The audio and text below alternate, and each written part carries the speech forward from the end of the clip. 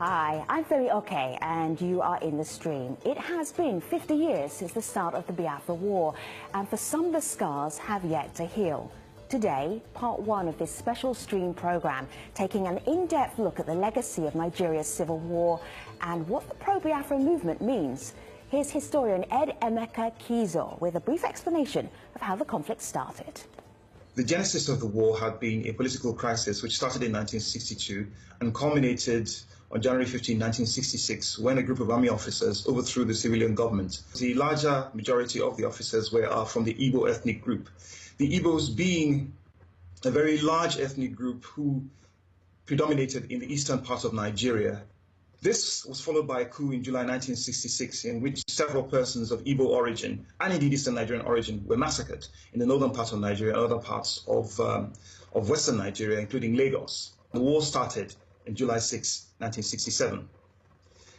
Biafra, as a new nation was called, suffered huge losses at the start due to the greater force of arms being with the federal government of Nigeria, thus that its capital fell within 3 months of the war starting.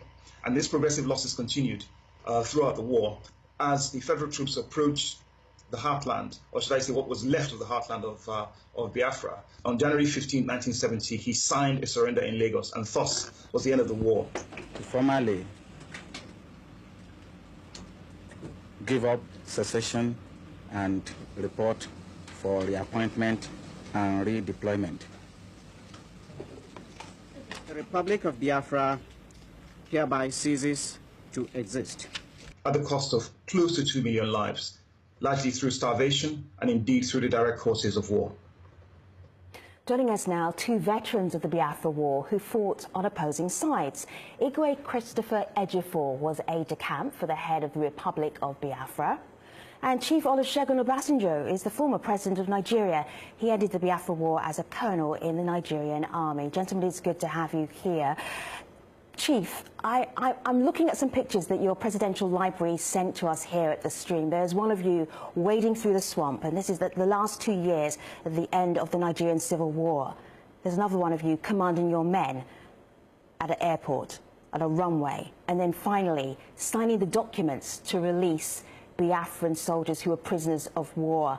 What are the memories that stay with you? What do you remember 50 years on, Chief?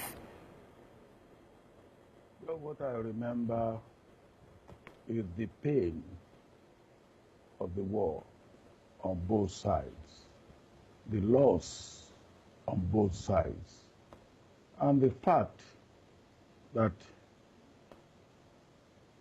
came to us all vividly that the futility of the war, what we achieved at the end of the war, could have been achieved without one bullet being fired. But during the war, we destroyed all the infrastructure that mattered to us.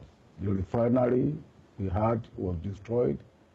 The bridge that connected the east with the west was destroyed. We lost thousands of people on both sides. I believe what got me vividly is the anguish which we could have saved ourselves from by not fighting the war. Igwe, let me share this with you. This is from Ahmed Kasim. He says, very, very sad. Brother killing fellow brother. As for me, I lost loved ones from both sides as a child then. You were pretty young at the time of the Biafra War. The searing memory for you is what? What would you want to share with the world? I first joined the Nigerian Army in 1960 in the military school at Zaria, and we were taught to become one Nigeria. I came back from the United Kingdom in 1965 and was teaching in Lagos and the military cantonment in Apapa. But the greatest shock of my life for that war was the fact that a coup d'etat happened in January 1966, which was carried out by a large number of Nigerian army officers from all parts of Nigeria, north, east, west, and south. And their intention was not tribalistic in any shape or form. In fact, their main motive at the time was to change the political structure of Nigeria and release Obafemi Awolowo. But at the end of the day, history has it on book that it was an evil coup, which totally put a wrong slant on the whole issue. And we had to be killed. We were killed. Lives were threatened. I had to escape with my life from Lagos to Biafra, which was not Biafra at the time. And for me, the pains are such that war should never have happened, as the chief just said now, because Rhodesia declared unilateral independence in 1965, and Britain never lifted a finger. Not a British soldier went over to fight Ian Smith. And this was a total rebellion against the Queen. Sure. Yet, Biafra, after 1 month of declaration of independence, a war was unleashed on us, which was in a way pogrom, because we had no defense, we had nothing. Sure. And our people had been massacred from the north in January. Sorry. Igwe, you bring up an important point, isn't it? An important point that a lot of Nigerians in our online community are talking about, which is history. Who is telling the history? How's the history being told of the Nigerian Civil War? Yusuf here says, unfortunately, because the war was described as no winner, no vanquished, little history was taught on it. Chief Obasanjo, why do you think the history is kind of very, very light, still contested, about what happened 50 years ago in Nigeria? Well, history is, first of all, you tell it from your point of view. What Igwe has said now, for instance, is the history of the Nigerian Civil War from his own point of view. Somebody else will look at that unfortunate civil war beginning from the coup of January 1960. Before that coup, he said he was in the army, I was in the army. We knew no difference between one tribe or the other. But Chief, this is the point. But Chief, if I may, young people are saying, we are not reading about this in Nigeria. We are not seeing this history. Why is this history not being told? Why do they feel they're not being told the history? Why do you think? Well, now, I believe that we haven't got the history written from the perspective of an objective historian. I wrote a book on the Civil War. I wrote it from my own point of view. I call it my command. It was my command of the war from my point of view. Now, other people have written 5 majors or 4 majors. They wrote it from their own point of view. And the story that, what the Igwe has said.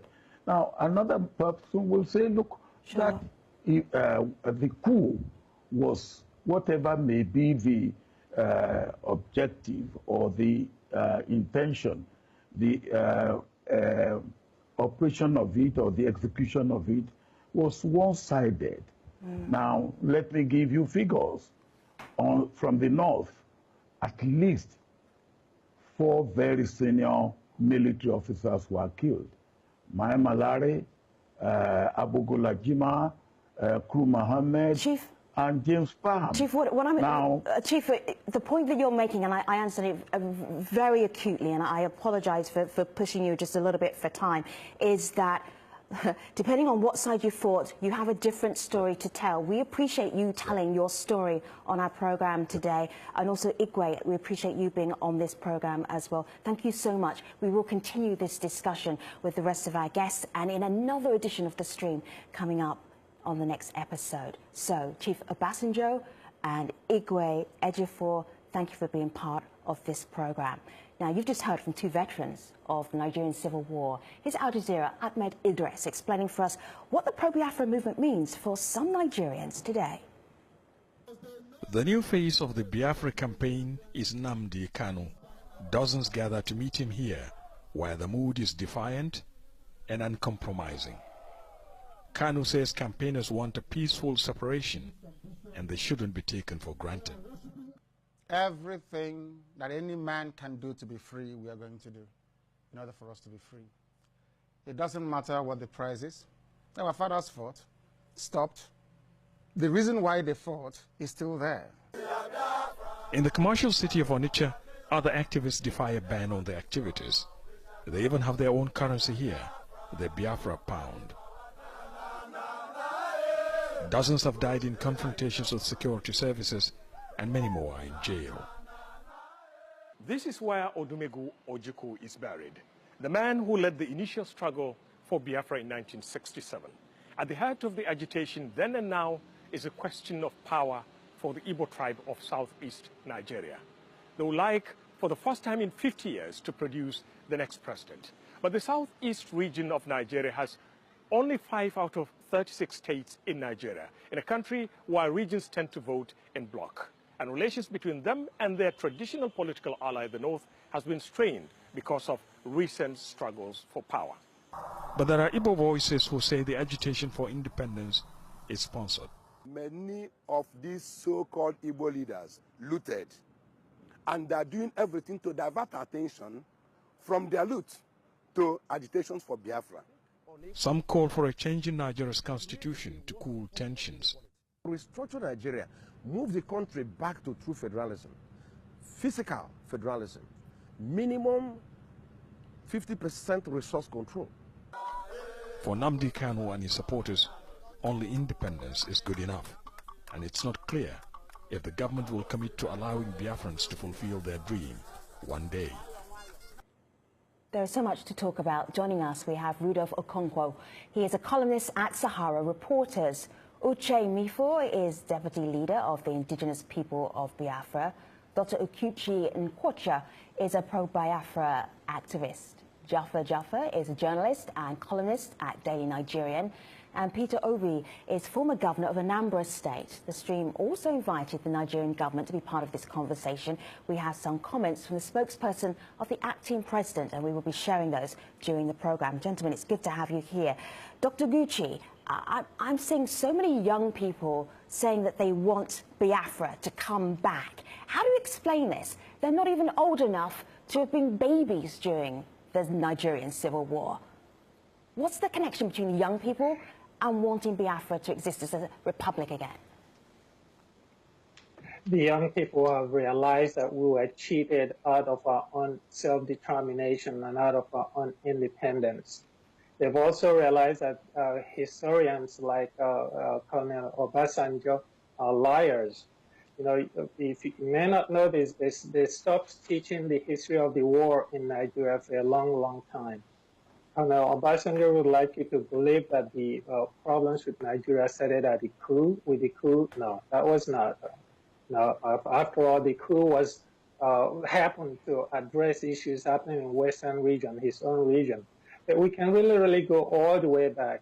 This is about relationships. Young people these days understand relationships. We have a relationship or a non-relationship that's called Nigeria. It does not work for anybody. There's some people who want to keep it on, and young people are saying no. Okay, if I'm going to be a member of a relationship, part of a relationship, then I want to have a say in that, and I have to decide whether I really want that relationship or I don't want it. Right. So that's really one of the things that Chief Obasanjo said was that history is told from different perspectives. I don't think it's appropriate to call somebody a liar if they were fighting on one side and somebody was fighting on another side. They will have different perspectives. They will have a different take on that. Let me just show you this from Sotoya Aro. He says the young generation have refused to learn from the events before and during war. Jaffa, what do you make of that? Well, really, it is obvious that the current crop of young men that are agitating for Biafra, probably they lost sense of history, because if you look at the implication or what the war caused Nigeria and Nigerians, thousands of people that died during the war, whoever is making struggles that are not pacifist but belligerent knows that it is no longer fashionable at this era. Even coup nowadays is being bloodless. But to say that you're trying to topple government or do things without any sense of diplomacy or tact truly is too crude a movement. Then again, also, if you look at the struggle, you'll see that it is mainly hinged on hatred, deep-seated hatred for the North. The northern part of the country has been made subject of scorn and derision. We have been severely maligned, severely provoked, serially threatened. Do you want to give an example? Because if you say deep-seated hatred for the North, that itself is a provocative comment. Give us an example so we know what you're talking about, Jaffa. Of course, really, from the wordings, from what you can hear from the agitators, you will be hearing Fulani, Hausa, whatever, all these things. You will see that it may not be directly said, but impliedly, if you listen to it, maybe you can easily get the import of their message that it is a severe threat against northern part of the country. Right. We are not the problem. It is cohabitation. We came to live together. It is a symbiotic relationship. We are not leeches. We are also contributing to the development of the country. We have the population, we have the arable land. But if you look at the financial institutions in the country, you'll see that it is concentrated in the southern part of the country. Let me just bring in Governor Obi here. This is interesting here. Let me just show you this from, we've been sharing a lot of these comments and commentary online. Life here in Nigeria is unbearable. No good roads, water, system of education, job, most of all, no hope. Biafra exit is the only hope we have. That is a voice of desperation, Governor. Well, that is clearly, Femi, if I look back at all these agitations and everything, you could see, for me, I could take it back to issue of several years of leadership failure for the Southeast in particular. This one is very clear, is structural, is in all facets, and you can see it from even since like creation of states. We have the least states, we have the least local government. In terms of infrastructure, is there.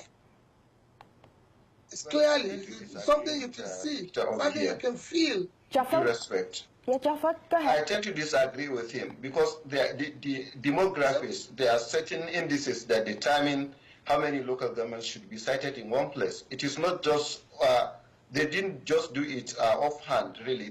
There has to be reasons for establishing all the local governments. If you look, there is a local government in Kano State, for instance, that is much larger than Biafra State in a whole.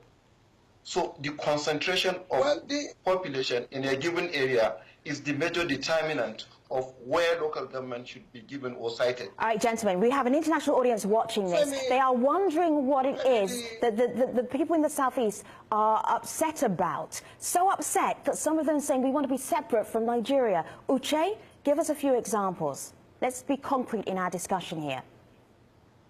Right. Thank you very much. The issue here is that there is serious distortion of history. There is culture of deception from the so-called elders like Olusegun Obasanjo, and a number of them that actually participated in the war.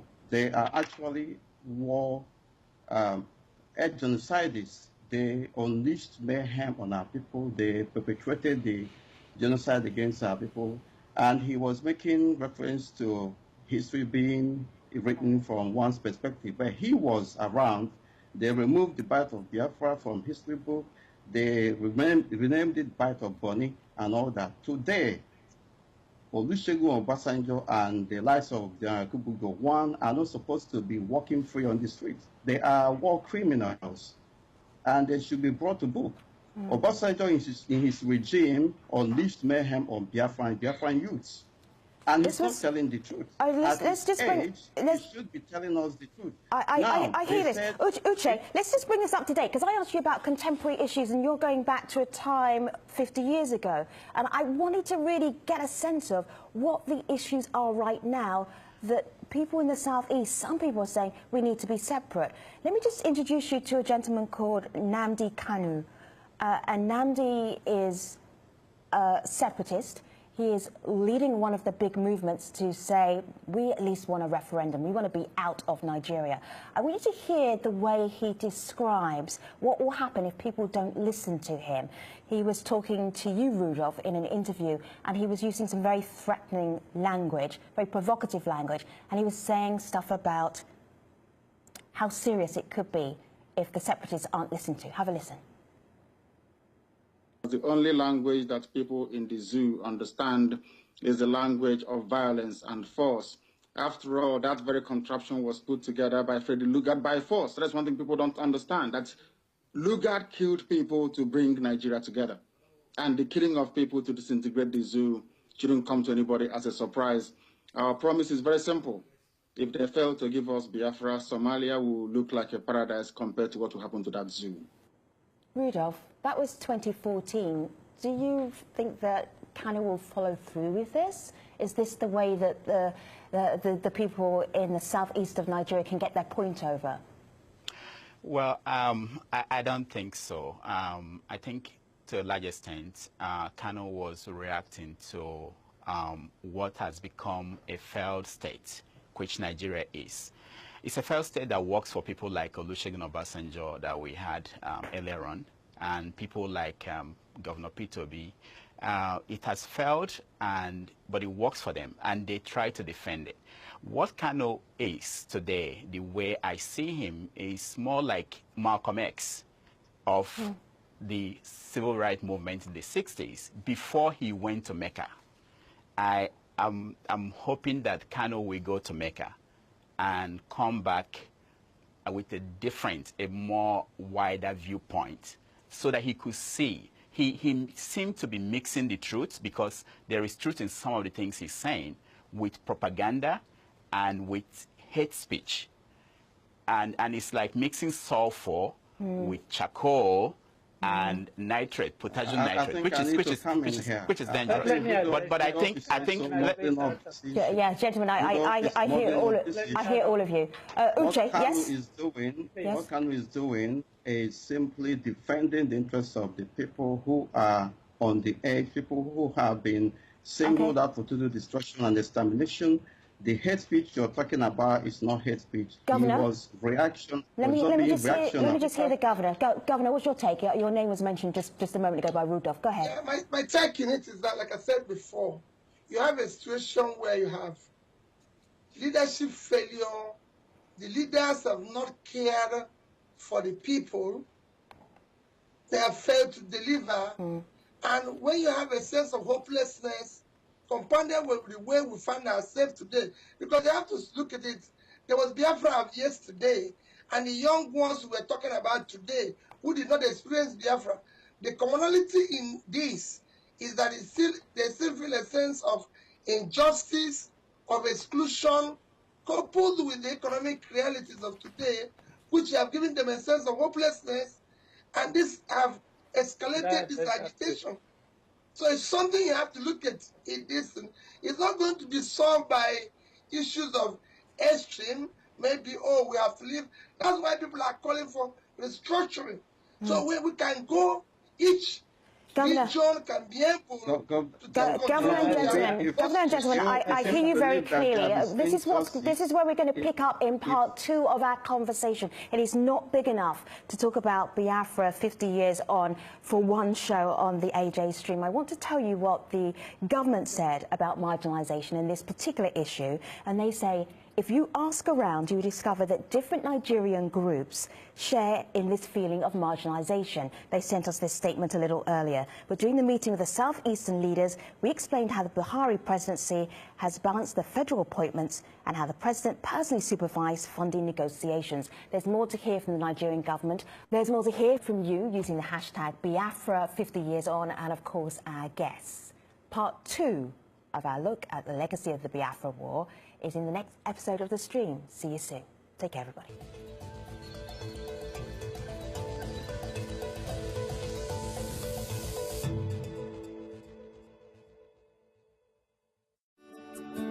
Welcome to First View Luxury Hotel. At First View Luxury Hotel, we offer excellent service. Our rooms have all the necessary facilities to make your stay comfortable and memorable. You will also have access to internet service, breakfast, 24-hour power supply, full air condition, free international calls, free tire pumping service, and free car battery charge. So what are you waiting for? Quickly visit First View Luxury Hotel. We are located at number 1 Adelino Bamishile off Raji Rasaki Road, First Estate, Amuwo, Odofin Festac, Lagos. For more information or reservation, please call us on 080-7578-7135 or 080-9990-0601. You can also take advantage of our online ongoing promo at www.firstviewhotel.com to make your reservation and payment for your favorite room, which attracts a discount rate. Please note, rooms are reserved based on first come, first serve. First View Luxury Hotel. Experience the home of comfort. They come.